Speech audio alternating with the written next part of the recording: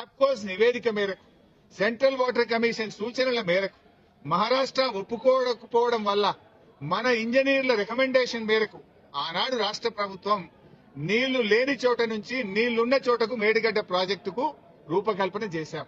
మీరు ఆనాడు నీళ్లు లేని చోట ప్రాజెక్టు ఇరికిచ్చే ప్రయత్నం చేసినారు. 7 ఏళ్లలో మహారాష్ట్రాన్ని ఒప్పించలేకపోయారు. అక్కడ వైల్డ్ లైఫ్ ప్రాజెక్టు కూడా ఉంది. చాప్రాల్ అనే వైల్డ్ లైఫ్ ప్రాజెక్టు కూడా తమిళహెట్ట దగ్గర ఉంది. వైల్డ్ లైఫ్ ప్రాజెక్టుకు అనుమతి రావాలంటే 10 ఏళ్లు అవుతుంది. మరి పోరాటాల నుంచి నీళ్ల కోసం ఉద్యమించిన తెలంగాణ ప్రభుత్వం నీళ్ల కోసం మేము వ్యాప్కోస్ యొక్క ఆలోచన మేరకు సూచనల మేరకు నీళ్లు లేని చోట మీరు ప్రాజెక్టు ప్రతిపాదిస్తే నీళ్లు ఉన్న చోటికి మార్చడం జరిగింది.